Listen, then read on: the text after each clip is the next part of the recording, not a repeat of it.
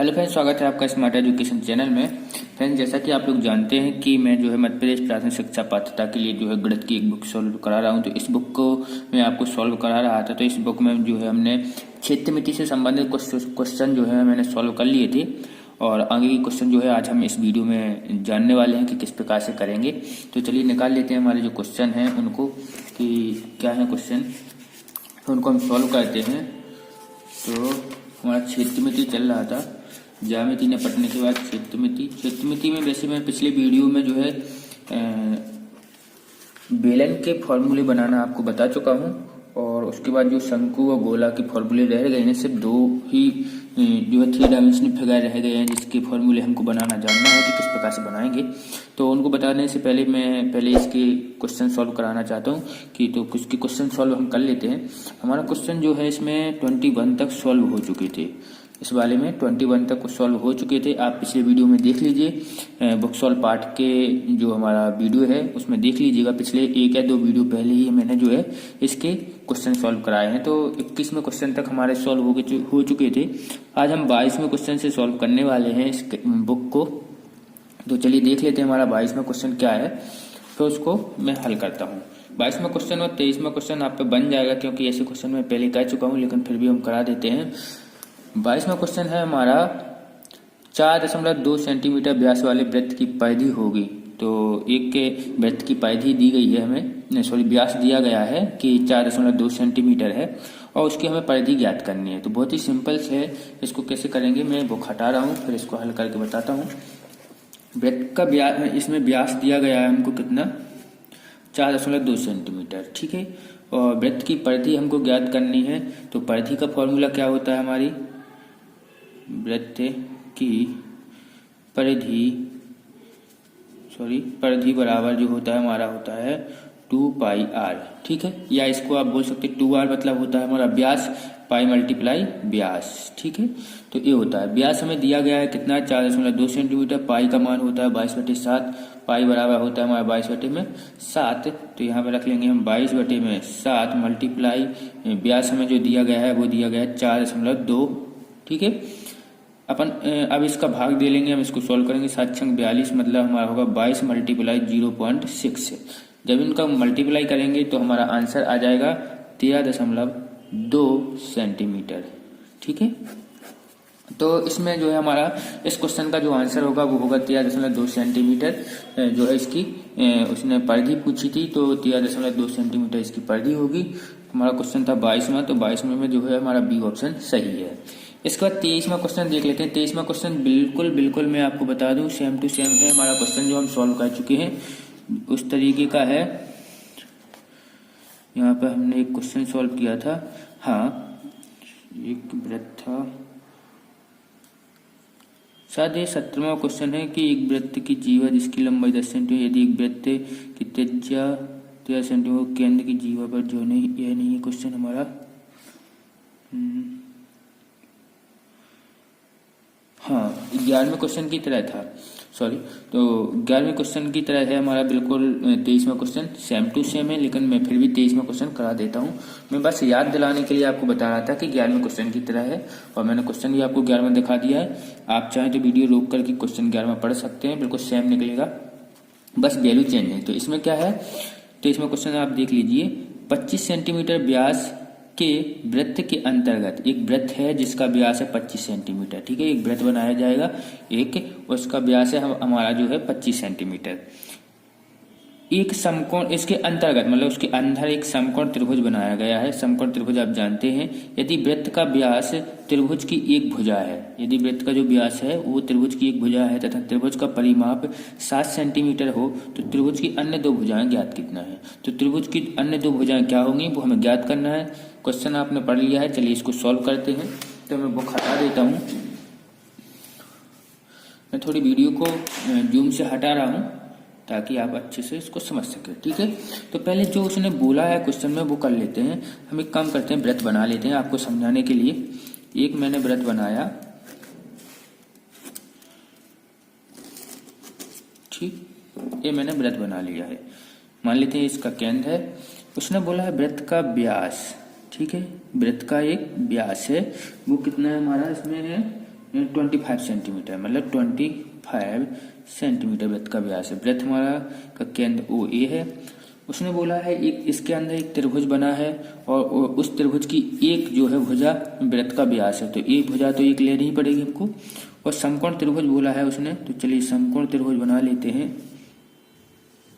ठीक है, लगभग एक समकोण त्रिभुज होगा। ठीक है, क्योंकि यहाँ पर जो है हमारा कितना बनेगा 90 डिग्री का, तो समकोण त्रिभुज हो जाएगा। मैं इसे दर्शा देता हूँ ए बी सी के जरिए।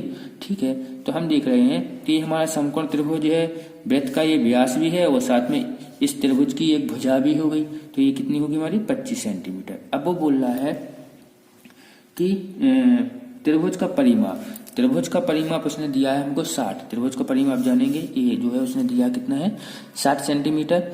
अब वो बोल रहा है दो भुजाओं को ज्ञात करना है हमको, एक भुजा ए ज्ञात करनी है, एक ये भुजा ज्ञात करनी है कितने कितने सेंटीमीटर की है, क्योंकि उसने एक हमें बता दी है। चलिए इसको हल कर लेते हैं। तो बगल में हम यहाँ लिख लेंगे कि जो हमें अभी अब हम इसको हल करेंगे, सॉल्व करेंगे, तो हमारे पास दिया क्या गया है ए बी बराबर हमें दिया है 25 सेंटीमीटर। एक चीज और दी गई है त्रिभुज की परिधि। त्रिभुज की परिधि मतलब हमारा होगा A B plus B C plus C A बराबर हमारी कितनी है 60 सेंटीमीटर। क्वेश्चन में दी गई है ये 60 सेंटीमीटर। ठीक है, अब इसके बाद हमें इसको हल करना है। तो इसको हल कैसे करेंगे हम, अभी आपने देखा है कि वृत्त का हमको एक परिधि दे दी है, वृत्त का जो है हमको वृत्त की परिधि हमारी जो है त्रिभुज की परिधि जो है हमारी 60 सेंटीमीटर। अब इसको हम हल करते जाएंगे। ए बी भुजा में दी गई है, अब इसमें हम मान रखेंगे ए बी का मान रखेंगे इस वाले में। तो ए बी बराबर हमारा 25 सेंटीमीटर, तो plus B C plus C A बराबर 60, तो हमारा निकलेगा B C plus C A बराबर 60 माइनस 25। ठीक है, अब तो यहाँ पे आ जाएगा हमारा B C plus C A बराबर आ जाएगा 60 में से 25 जाएंगे हमारे तो 35। कितने बचेंगे 35। पहले समीकरण आ गया हमारा, बी सी प्लस सी ए हमने निकाल लिया है 35। इसके बाद हम लगाएंगे पाइथागोरस प्रमेय। इसके बाद हम इसमें क्या लगाएंगे पाइथागोरस प्रमेय, क्योंकि एक समकोण त्रिभुज है इसलिए हमें इसमें लगाएंगे पाइथागोरस प्रमेय। तो पाइथागोरस प्रमेय क्या होती है आपकी, कर्ण का स्क्वायर बराबर लंब का स्क्वायर प्लस आधार का स्क्वायर। अब ही इसमें अच्छे से समझना आप यहाँ पर कि इसमें कर्ण कौन सा है, लंब कौन सा, आधार कौन सा है। आपको मैं बता दूं इसमें कर्ण आपका ए है, लंब आपका ए है, आधार आपका ए है। ठीक है, तो कर्ण का स्क्वायर मतलब इसका स्क्वायर बराबर लंब प्लस आधार का स्क्वायर, तो हम वही लगा लेंगे आपका कि ए बी स्क्वायर बराबर B C square plus C ए स्क्वायर। ठीक है, ए बी का स्क्वायर हमें पता है कि ए बी स्क्वायर हमारा कितना है, ए बी बराबर 25 का स्क्वायर बराबर हो जाएगा हमारा B C square plus C ए स्क्वायर। ठीक है, 25 का स्क्वायर कितना होता है 625 बराबर हो जाएगा हमारा B C square plus C ए स्क्वायर। अब इसको और आगे हल करने के लिए हमको एक ऐसा समीकरण चाहिए जिसमें हमारा B C square plus C ए स्क्वायर आए। ठीक है, तो उसके लिए हम फॉर्मूला आपको लगाएंगे बीजगणित का, ए प्लस बी का whole square, A square plus B square plus 2ab, ये आपने पढ़ा होगा। इस फॉर्मूले को यूज करेंगे हम। तो इस फॉर्मूले के अनुसार हम यहाँ पर ए बी मतलब जो ए होगा हमारा वो होगा हमारा ए बी प्लस बी, यहाँ पर जो है इन दोनों को हमें याद करना है। तो ए हम इसको इसमें से कुछ भी मान लेते हैं। चलिए ए मान लेते हैं हमारा बी सी और प्लस कोमा बी मान लेते हैं हमारा सी ए। ठीक है, बी हमने मान लिया सी ए, तो इसके हिसाब से हम इसमें मान रख देंगे। तो हम देखेंगे B C plus C A का होल स्क्वायर बराबर होगा हमारा बी सी का स्क्वायर प्लस सी ए का square plus 2 B C multiply C A. ठीक है, ये हो गया हमारा। अब इसमें हम मान रख लेते हैं। तो हमें पता है बी सी प्लस सी ए हमारा कितना है, बी सी प्लस सी ए हमारा जो है 35 है। वो कहाँ से आ रहा है, समीकरण 1 आपको दिख रहा होगा इससे। B C plus C A बराबर हमारा कितना है 35, तो यहाँ पे हम रखेंगे 35 का होल स्क्वायर। अब इसके बाद B C square plus C ए स्क्वायर हमारा कितना है, समीकरण 2 में देखिए B C square plus C ए स्क्वायर बराबर हमारा तो 625 plus 2 B C plus C A. ठीक है, ऐसा हमने कर लिया। 35 का जब आप स्क्वायर करेंगे तो 35 का स्क्वायर आपका जो होता है वो होता है 1225, ठीक है, 1225 होता है। जैसे पचम 25 और 4 मैं बता दूंगा डायरेक्ट शॉर्टकट, जैसे यदि आपने देखा होंगे वर्ग कैसे निकालते हैं, स्क्वायर कैसे निकालते हैं, तो उससे समझ में आ जाएगा।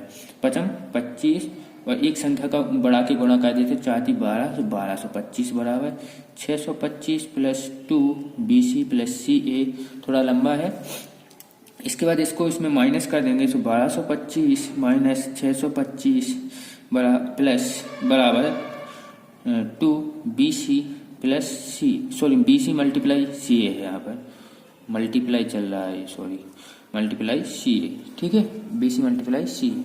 इसमें से इसको हम माइनस करेंगे तो आगे हम नेक्स्ट पेज पे कर लेते हैं, ठीक है। तो मैं यहाँ पर ऐसा कर लेता हूँ ताकि आपको थोड़ा दिखता भी रहे, समझ में आए, ठीक है।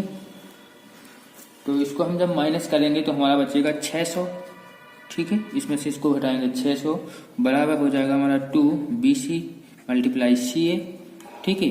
2 का हम भाग देंगे क्योंकि मल्टीप्लाई में है, तो 300 बराबर हो जाएगा हमारा BC प्लस मल्टीप्लाई CA। अब BC और CA का मान आपको थोड़ा अंदाजन निकालना है, अंदाजन आपका निकल आएगा, वो है आपका क्वेश्चन के माध्यम से, क्वेश्चन के ऑप्शन देख के आप निकाल सकते हैं। तो क्वेश्चन के ऑप्शन देखिए सीधे आप और निकालिए कि 300 का गुणा, मतलब 2 ऐसी संख्या बताइए जिनका गुणा करने पर 300 आ रहा है, वो भी इसके ऑप्शन में। तो ऑप्शन आप देखेंगे, ठीक है, ऑप्शन आप देखिएगा यहाँ पर। फर्स्ट ऑप्शन जो है 23 में आपका है 20 और 15, तो इसका गुणा करेंगे 20 और 15 का, तो 15 दूनी 30, 300 आपका आता है, ठीक है। नेक्स्ट है आपका 14 का गुणा 4 चौका 16, मतलब 300 नहीं आएगा। नेक्स्ट 6 दूनी 12, सी वाले में भी नहीं आएगा, तो इसका आएगा 180, तो नहीं आता है। फर्स्ट ऑप्शन में ही जो है आपका 300 आता है मल्टीप्लाई करने पे, तो आपका इसमें जो है फर्स्ट ऑप्शन ए ऑप्शन जो है आपका सही हो जाएगा, ठीक है। तो यहाँ पे आपका जो ऑप्शन कौन सा सही है, ए ऑप्शन, बिल्कुल सेम टू सेम 11 की तरह है। यदि आपका 11वां आपने नहीं समझा है तो इसको समझ लीजिएगा, सेम टू सेम है। तो यदि आपको 11वां समझ में नहीं आया होगा तो इसके जरिए आप कर सकते हैं उसको भी। तो आपका जो है 23वां क्वेश्चन हो चुका है। इसके बाद हम देख लेते हैं 24वां क्वेश्चन कैसा है आपका, इसको हम हटा देते हैं। 24वां क्वेश्चन के लिए हम जो है आपको थोड़ा जूम करके 24वां क्वेश्चन पहले दिखा देते हैं, फिर इसके बाद इसको हल करेंगे, ठीक, समझ लीजिएगा थोड़ा। मैं इसी में क्वेश्चन को समझा दूंगा तो आप पे बन जाएगा। उसने बोला है एक घनाकार बक्सा 13 सेंटीमीटर लंबा, 11 सेंटीमीटर चौड़ा और 9 सेंटीमीटर ऊंचा है। एक घनाकार का है, क्यूबाइड है, तो उसमें उसने बोल दिया उनकी भुजाएं इतनी हैं। एक घनाकार, यह है घनाकार, ठीक है। एक क्यूबाइड था, एक घनाकार मतलब क्यूब है। बक्से की भुजा इतनी है। तनु इस बक्से में, तनु जो एक लड़की है, लड़का होगा, वो इस बक्से में 1 सेंटीमीटर भुजा वाले 360 घन पैक करना चाहती है। 360 घनों को क्या करना चाहती है, उसमें पैक करना चाहती है। मान लीजिए कि 360 क्यूब जो है या खिलौने हैं घन आकार के, वो इन बक्सों में पैक करना चाहती है। उन घनों की संख्या जो इसमें पैक नहीं हो पाएंगी, वो बोल रहा है कि इतना वो पैक करना चाहती है इन दोनों बक्सों में। एक घनाकार बक्सा है और एक घनकार बक्सा है। इन दोनों बक्सों में वो इतने पैक करना चाहती है। और वो आप बताइए कि कितने जो है आपके जो क्यूब हैं पैक हो जाएंगे 1 सेंटीमीटर के घन जो है पैक हो जाएंगे, कितने शेष बच जाएंगे, कि शेष बचेंगे कि नहीं बचेंगे। वैसे इसने शेष पूछा है तो शेष तो बचे होंगे, तभी उसने पूछा है, तो हमको बताना है, ठीक है। तो इसको हम हल करते हैं।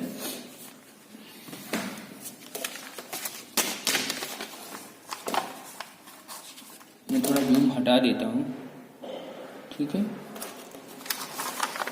चलिए इसको हल करते हैं।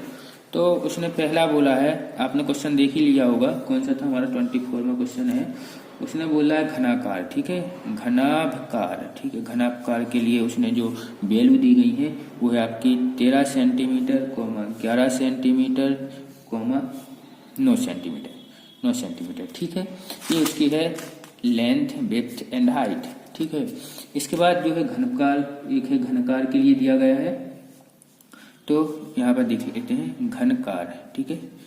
इसके लिए जो है उसने 12 सेंटीमीटर दी गई, क्योंकि घन की सारी भुजाएं समान होती हैं। तो आप मान लीजिए कि एल भी कितनी है 12, बी भी कितनी है आपकी 12 सेंटीमीटर, एच भी कितनी होगी 12 सेंटीमीटर। क्लियर है आपको, क्योंकि घन एक ही दिए भुजा, एक ही भुजा दी गई हुई है, लेकिन घन की सारी भुजाएं समान होती हैं, इसलिए समान आ गया। अब वो बोल रहा है कि एक और घन का खिलौना, मान लेते हैं खिलौने हैं इसमें पैक करने वाले खिलौने, ठीक है, खिलौने, वो खिलौने हैं जो वो है 1 सेंटीमीटर घन वाले, ठीक है। तो इसमें भुजा जो है एल इसकी कितनी है 1 है, बी भी कितनी होगी 1 होगी 1 सेंटीमीटर, और एच कितनी है खिलौने की 1 सेंटीमीटर, ठीक है। अब वो बोलता है टोटल संख्या जो है इनकी टोटल संख्या जो है टोटल नंबर जो है इन घनों का वो है आपके 3060, ठीक है, 3060 है। अब वो बोला इनमें हमें पैक करना है, तो पैक करने के लिए हम इसको क्या निकालेंगे, इनका वॉल्यूम निकालेंगे। क्या निकालेंगे, वॉल्यूम, ठीक है।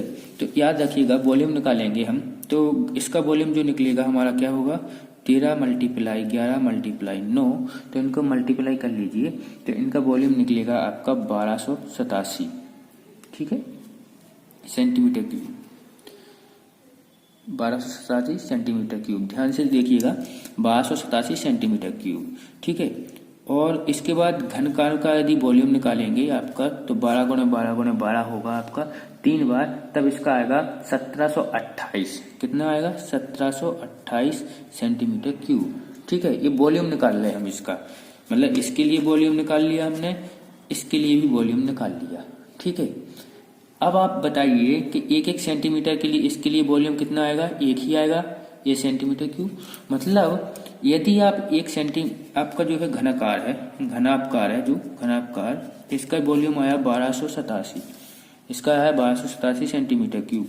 इसमें 1-1 सेंटीमीटर क्यूब वाले बक्से भरना है, तो इस 1-1 सेंटीमीटर वाले का वॉल्यूम कितना आया था, एक ही आया था, एक का भाग दीजिएगा आप इसमें, तो 1287 ही भरेंगे इसमें। इस वाले डिब्बे में कितने घन भरेंगे या खिलौने भरेंगे, 1287 ही भरेंगे। तो इस घनकार में भी कितने भरेंगे, 1728 भरेंगे। मतलब टोटल कितने भर सकते हैं घनाभकार और घनकार में, टोटल जो भर सकते हैं हमारे घनाभकार प्लस घनकार, इनमें टोटल कितने भरेंगे हमारे, तो हम जोड़ लेते हैं 1287 प्लस हमारा जो है नेक्स्ट 1728। तो जब आप इनको ऐड करेंगे तो इससे कितने भर जाएंगे हमारे 3015, ठीक है, 3015 जो है हमारे भर जाएंगे। इनका योग करिए 815, मतलब तो 3015 जो है क्यूब भर सकते हैं। लेकिन वो भरना कितना चाहता है 360, लेकिन दोनों डिब्बों में बनेंगे कितने 315, तो शेष कितने बचेंगे, शेष बचेंगे 3060 में से हम घटा देंगे 3015, तो हमारा कितना बचेगा 45 शेष बच जाएंगे। 45 खिलौने या वो घन जो है 1-1 सेंटीमीटर की, वो कितने बच जाएंगे शेष 45। तो हमारा आंसर कितना आ जाएगा 45 क्यूब या 45 शेष जो होगा वो बचेंगे। तो इसमें देख लेते हैं 45 कौन से ऑप्शन में थे, 24 के में देखिए आप 45 कौन में है, बी ऑप्शन में आपके 45 है। इसके बाद नेक्स्ट कर लेते हैं, ठीक है। नेक्स्ट है दो घनों के आयतनों का अनुपात, दो घन है, ठीक है, घन है याद रखिएगा, क्यूब है, उनके आयतनों का अनुपात है 27 और 64 है। तो इसके संपूर्ण पृष्ठ के क्षेत्रफलों का अनुपात ज्ञात कीजिए। अब इनके फॉर्मूले आपको याद होने चाहिए, फॉर्मूले मैंने बनाना बता चुका हूँ कि कैसे बनाते हैं, तो बन गया आपके, बिल्कुल सिंपल सा है। उसने बोला है दो घन है, ठीक है, तो सॉल्व कर लेते हैं। कौन सा हमारा 25वां क्वेश्चन है, 25वां क्वेश्चन है ये। तो उसने बोला दो घनों के आयतनों का अनुपात दिया गया है, तो आयतन क्या होंगे घन के A1 cube plus A2 cube, अनुपात है इसका मतलब अपॉन में आएगा, ठीक है ना। तो उसका अनुपात उसने दिया है A1 cube plus A2 cube है, सॉरी क्यूब, क्योंकि घन का आयतन क्या होता है, घन का आयतन होता है A क्यूब। तो ठीक है, यहाँ पे दो हैं तो एक को A1 मान लिया हमने, एक को A2 मान लिया, ठीक है, दो है घन तो दोनों को मान लिया। इनका अनुपात जो दिया गया था हमको वो है हमारा 27/64 में 64। तो A1 का मान निकाल लेंगे और A2 का मान निकाल लेंगे, क्योंकि A1 क्यूब बराबर A क्यूब है, तो 27 में भी क्यूब 3 का क्यूब और 4 का Q। तो मतलब यहाँ पर क्या आ गया, A1 का मान जो है हमारा 3 आ गया और A2 का मान क्या आ गया, 4 आ गया। अब उसने पूछा उसके क्षेत्रफल का अनुपात ज्ञात करना है। A1 और A2 का मान ज्ञात कर लिया, अब हमें उसके क्षेत्रफल का अनुपात ज्ञात करना है। तो क्षेत्रफल निकालने के लिए ही हमने A1 और A2 निकाला है, क्योंकि अनुपात निकालना है। तो इसका जो पहले घन का क्षेत्रफल के लिए फॉर्मूला क्या बनेगा, 6A1 स्क्वायर। ठीक है, 6A1 स्क्वायर। ओके, नेक्स्ट है आपका सेकंड वाले के लिए बनेगा 6A2 स्क्वायर, क्योंकि इसका अनुपात निकालना है इसलिए अपॉन में रख लिया। 6 से 6 कट जाएगा, इसका मतलब क्या बचेगा, A1 का स्क्वायर प्लस A2 का स्क्वायर। ठीक है, बराबर 6 से 6 कट गई ना हमारे, इसलिए A1 का स्क्वायर प्लस A2 का स्क्वायर, क्योंकि अनुपात निकालना है, अनुपात में कट जाते हैं, सबसे छोटी लोएस्ट वैल्यू ही तो आती है, अनुपात का मान ही है लोएस्ट वैल्यू। तो 3 में 4, 3 का स्क्वायर 4 का स्क्वायर, दोनों का स्क्वायर 3 3 का 9, 4 चौके 16, मतलब इसका आंसर क्या आएगा, 9:16। ठीक है, तो 9:16 हम देख लेंगे कि किसमें है। चलिए और नेक्स्ट देख लेते हैं, नेक्स्ट पेज। तो 9:16 हम निकाल लेते हैं। ऑप्शन में देखेंगे कि 25 के ऑप्शन में, ये हमारा 25वां क्वेश्चन है और इसमें है सी ऑप्शन में आपका 9:16, तो आपका सी ऑप्शन इसका सही है। इसके बाद 26वां क्वेश्चन हम सॉल्व कर लेते हैं। तो 26वां क्वेश्चन मैं आपको बता देता हूँ, थोड़ा बड़ा है तो इसलिए थोड़ा आपको समझ में आ जाएगा, बहुत ही आसानी से आ जाएगा, सरल ही है क्वेश्चन, उसमें कोई प्रॉब्लम वाली बात नहीं है। अकेले आपको थोड़ा फॉर्मूले याद हो। जूम नहीं हो रहा क्या, नहीं पता नहीं क्यों। चलिए मैं जूम करता हूँ, कोशिश करता हूँ जूम हो जाए, हो जाओ यार। ये है हमारा 26वां क्वेश्चन। तो 26वां क्वेश्चन उसने बोला है कि एक घनाभ की लंबाई, चौड़ाई और ऊंचाई का अनुपात। उसने एक घनाभ है जिसमें लंबाई, चौड़ाई और ऊंचाई का अनुपात जो है आपको क्रमशः दिया गया है 6, 5 और 4 का है। यदि उसका संपूर्ण पृष्ठ, उसने संपूर्ण पृष्ठ का क्षेत्रफल दे दिया है 5328 वर्ग सेंटीमीटर, तो उसकी लंबाई, चौड़ाई और ऊंचाई ज्ञात करनी है। ठीक है, तो अनुपात दिया गया है, उसकी लंबाई, चौड़ाई और ऊंचाई को हमें ज्ञात करना है, अनुपात से उसको वैल्यू में बदलना है। ठीक है, चलिए कर लेते हैं इसको कि लंबाई, चौड़ाई दिया गया है और संपूर्ण पृष्ठ का क्षेत्रफल दिया गया है हमको और एक घनाभ है। ठीक है, मैं जूम थोड़ा कम कर लेता हूँ।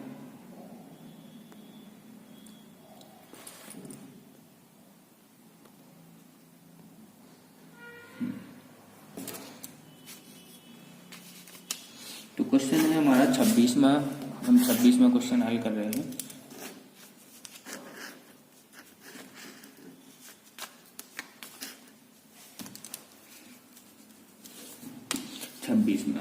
छब्बीसवां क्वेश्चन है लंबाई, चौड़ाई और ऊंचाई का अनुपात। तो ठीक है, L अनुपात B अनुपात H जो दिया गया हमको वो दिया गया है 6:5:4। ठीक है, इसको मान लेते हैं कि जो L बराबर है हमारी 6x है, B बराबर जो है हमारी 5x है और H बराबर हमारी है 4x। अब ये मत बोलना कोई भी कि x कहाँ से आ गया सर, क्योंकि मैं बहुत से सवालों में आपको बता चुका हूं कि अनुपात आखिरकार होता क्या है और x है क्या। ठीक है, x की जगह आप कुछ भी मान सकते हैं, x से मतलब नहीं है। यहाँ पर एक ऐसी चीज है, x का मतलब है कि कोई ना कोई एक ऐसी संख्या होगी जिससे गुणा होने पर उसकी मेन वैल्यू आ जाएगी। मेन वैल्यू का मतलब है, चलिए यहाँ पहले सबसे पहले आप वही चीज समझ लीजिएगा यदि आपने पीछे नहीं समझा है अनुपात को। थोड़ा मान लेते हैं 2, 6 और 9 के बीच, सॉरी 8 लिख लेते हैं, 2, 6 और 8 के बीच में अनुपात ज्ञात कीजिए। ये है हमारी वैल्यू। ठीक है, मेन वैल्यू है, यह संख्याएं हैं। ठीक है, अब इसका अनुपात आप एक अनुपात इसका लिखेंगे तो कितना आएगा अनुपात में, 1, 3 और 4, 1, 3 और 4 है। कैसे, अब इससे और आएगा नहीं क्योंकि हमने इसमें भाग दे लिया कॉमन संख्या का, कॉमन संख्या का भाग दे लिया है 1, 3, 2 से भाग दिया तो 2 एकम 2, 2 3 6, 2 चौके 8, ये हमारा ये अनुपात है। अब इसको मेन वैल्यू जिनकी थी इस वैल्यू में बदलने के लिए हमें क्या करना पड़ेगा, 2 से गुणा होगा। 1 गुणे 2 कर लीजिए, कोमा अनुपात नहीं आएगा क्योंकि अब मेन वैल्यू में बदल रहे हैं। तो 1 गुणे 2 हो जाएगा, कोमा 3 गुणे 2 हो जाएगा, कोमा 4 गुणे 2 हो जाएगा। ठीक है, तो यहाँ पर आप देखेंगे 2 एकम 2, कोमा 3 दूनी 6, 4 दूनी 8। मतलब अनुपात में एक जो है कॉमन वैल्यू का गुणा होता है, तब जाके वो मेन वैल्यू में परिवर्तित हो जाती है। और मेन वैल्यू को जब अनुपात में लाते हैं तब भी यही होता है कि कॉमन वैल्यू से ही भाग देते हैं, जिससे तीनों में भाग जाए, या 2 है या 4 संख्या है, जितनी भी संख्या है उसमें एक ही संख्या से भाग देते हैं, तो उससे ही अनुपात बनता है। वो एक ही संख्या से गुणा करने पर वो अनुपात से वैल्यू में बनेगी। ठीक है, तो हमको ये पता है। तो यहाँ पर तो हमें पता था कि कौन सी वैल्यू हमें ज्ञात करनी है, 2, 6, 8 ज्ञात करना है, तो हमने 2 से गुणा कर लिया। ठीक है, क्योंकि हमें पता था कि कौन सी वैल्यू ज्ञात करनी है, 2, 6, 8 पहले से हमें वैल्यू पता थी, तो 2 से गुणा कर लिया। लेकिन यहाँ तो हमें नहीं पता कि कौन सी वैल्यू है, क्योंकि पता होता तो हम निकालते क्यों, सीधा गुणा नहीं कर लेते और सीधे आंसर बता देते। तो यहाँ हमें पता नहीं है, तो कोई ना कोई तो संख्या होगी। यहाँ पर यदि 2 है तो इस x की जगह कोई ना कोई संख्या तो होगी। अब वो संख्या हमें पता नहीं है, तो संख्या नहीं पता होने के कारण हम वहाँ पर क्या कर लेते हैं, कोई संख्या ना मान के, अंक नहीं मान सकते, और कुछ भी x मान लेते हैं, y मान लीजिए, z मान लीजिए, कुछ भी मान लीजिए, A to Z एक बॉल बना लीजिए, किसी का नाम लिख लीजिए, उससे फर्क नहीं पड़ता है। ठीक है, तो आप कुछ भी लिख सकते हैं वहाँ पर। उसका अर्थ है कि वहाँ पर एक ऐसी चीज़ है जिसका सभी में लिखेंगे। यदि हम यहाँ राम लिखेंगे तो यहाँ पर भी राम का गुणा होगा, यहाँ पर भी राम का गुणा होगा। ठीक है, यदि मैं कोई नाम लिखता हूँ, वो राम जो हमने लिखा है, उस राम के स्थान पर कोई ना कोई एक अंक आएगा जिसका गुणा हो जाएगा सब में, तो हमें वो मेन जो है उसकी संख्या, वो है वैल्यू जो है वो पता चल जाएगी। ये है अनुपात, इसलिए हमने इसको x माना। इतना आपको समझ में आ गया होगा। यदि नहीं आया है समझ में तो आप कमेंट कर दीजिएगा, मैं बता दूंगा फिर से किसी और, जब मैं बताऊंगा आगे वीडियो तो उसमें। ठीक है, उसके बाद इसने क्या बोला था कि यदि उसका संपूर्ण पृष्ठ 5328 वर्ग सेंटीमीटर, घनाभ का संपूर्ण पृष्ठ है, घनाभ का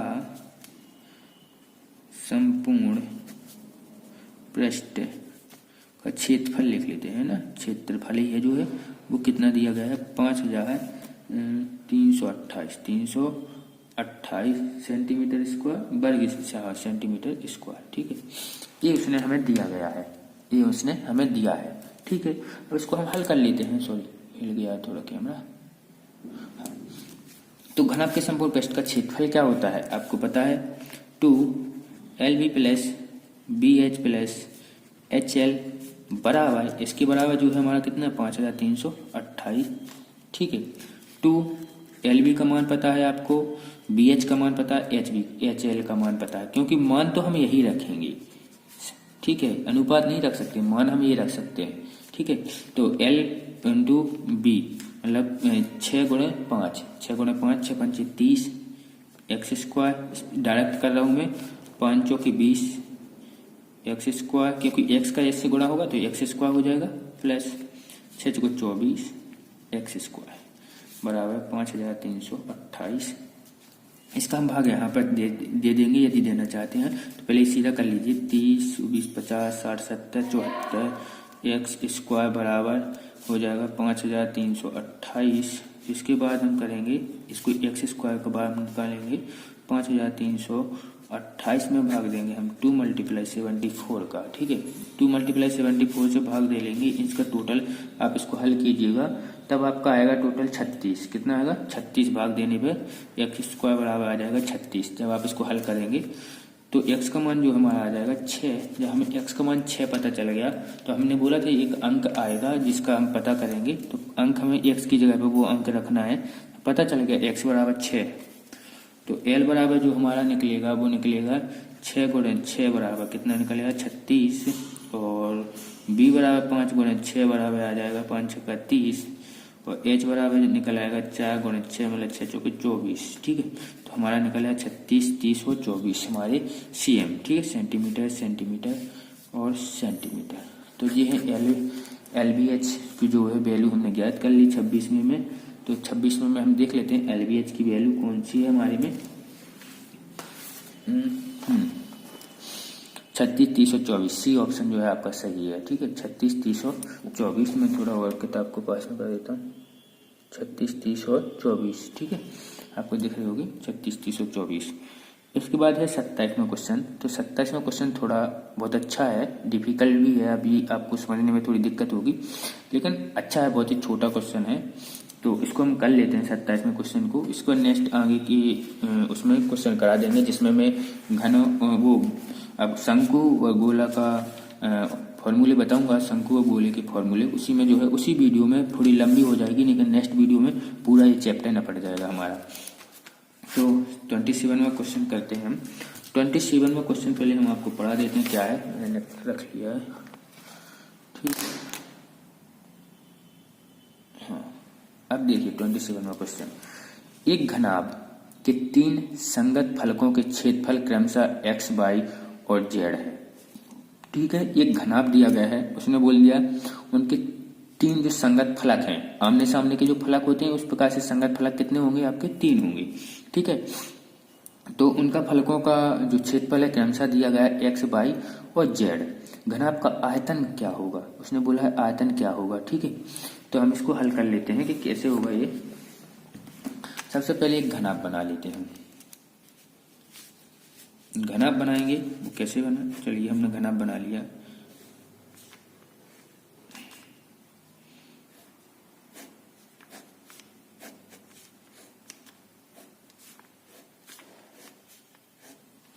ये हमारा घनाभ है। उसने बोला है इस घनाभ में कि उसके संगत फलकों का क्षेत्रफल सीधा दिया गया है, संगत फलकों का क्षेत्रफल। यदि हम इसे LBH के रूप में माने या ABC के रूप में माने, तो यदि हम मान लेते हैं ये A है, ये B है और ये C है, ठीक है ना, ठीक है। या फिर आप मान लीजिए L है, ये B है और ये H है, इस रूप में मान लीजिएगा, ठीक है ना। किस रूप में मान लिया, LBH के रूप में, ठीक है। वो बोल रहे संगत फलकों का क्षेत्रफल। संगत मतलब इसके एक घनाभ में जो है संगत फलक कौन कौन से होंगे घनाभ में। इसका संगत फलक इसके पीछे वाला होगा, इसका संगत फलक इसके बगल वाला होगा, ऊपर वाले का संगत फलक ये नीचे वाला होगा, ठीक है। तो ये इसके संगत फलक है। तो उसने जो दिया है वो दिया है कि LB बराबर दिया गया है, LH बराबर दिया गया है और HB बराबर दिया गया है, और उनका क्षेत्रफल हमें दिया गया है। तो मैं लिख लेता हूं यहाँ पर कि LB बराबर है हमारा, मान लेते हैं X दिया गया है, ठीक है।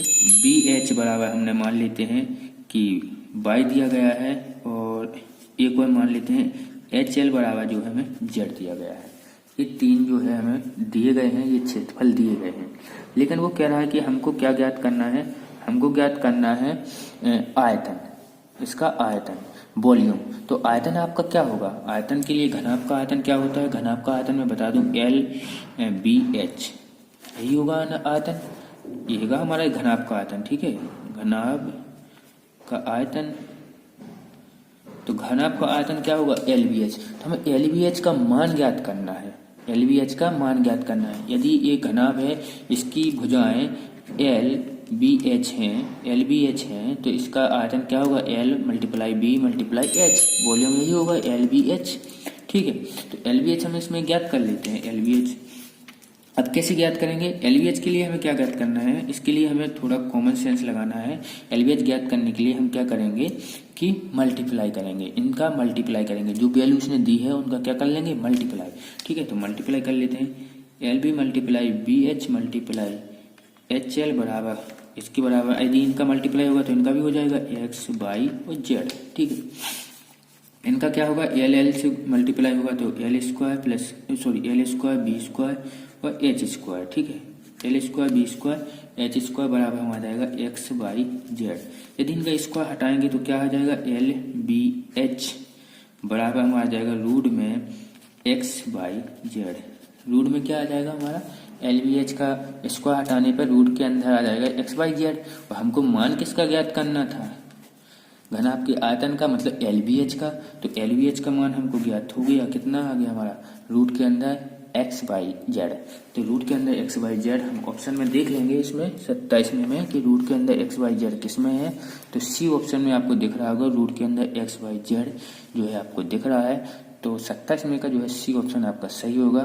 तो घनाभ का आयतन होगा हमारा जो होगा वो होगा रूट के अंदर X, Y, Z। तो यहाँ पर C ऑप्शन आपका सही हो जाएगा। नेक्स्ट जो क्वेश्चन है 1, 2, 3, 4 क्वेश्चन जो है वो नेक्स्ट वीडियो में कराऊंगा मैं आपको, और साथ में उसी में मैं सीधे जल्दी उसमें, क्योंकि वो अब वीडियो हमारी ज़्यादा हो रही है, पेपर भी आने वाला है, तो जल्दी से जल्दी मैं इसका कोर्स कंप्लीट करने की कोशिश करूंगा। तो इसमें मैं आपको पहले बता दूं कि नेक्स्ट वीडियो में मैं आपको सीधे फॉर्मूले लिख दूंगा पहले से और समझा दूंगा उसके जो है हमारा शंकु और गोला के बहुत ही सिंपल हैं। आपको जैसे मैं बता ही चुका हूँ पूरे कॉन्सेप्ट के कैसे हम फार्मूले बना रहे हैं, तो सेम टू सेम फार्मूले हमको उसी तरीके से बनाने हैं और इसके जो क्वेश्चन भी हल करा दूंगा। इसके बाद नेक्स्ट जो चैप्टर है वो मैं बता देता हूँ, आज ही बता देता हूँ आपको। नेक्स्ट चैप्टर है हमारा एलसीएम वाला। तो एलसीएम के कुछ वीडियो जो है पहले से मेरे मैथ के जो प्ले लिस्ट है उसमें डले हुए हैं, तो यदि आप देखना चाहें तो उसमें देख लीजिएगा, वरना मैं सीधे इसके क्वेश्चन जो है सॉल्व कराऊंगा, क्योंकि इसके ज़्यादा कोई कॉन्सेप्ट नहीं है। एलसीएम और एचसीएफ के क्वेश्चन के साथ ही इसके कॉन्सेप्ट क्लियर होते जाएंगे, बहुत ही सिंपल है। तो इसके क्वेश्चन जो है मैं सॉल्व करा दूंगा, ठीक है। यदि वीडियो पसंद आई हो तो प्लीज़ फ्रेंड अपने दोस्तों को शेयर कीजिए, कमेंट कीजिए, और यदि कोई चीज़ समझ में नहीं आई है तो प्लीज़ कमेंट बॉक्स में कमेंट करके मुझसे पूछिएगा। मैं नेक्स्ट वीडियो में आपको उसको क्लियर करने की कोशिश करूँगा। यदि आप मेरे चैनल पर नए हैं तो प्लीज़ सब्सक्राइब बटन पर जाकर सब्सक्राइब कर लें और बेल आइकन को दबाना बिल्कुल मत भूलिएगा। Thanks for watching my video.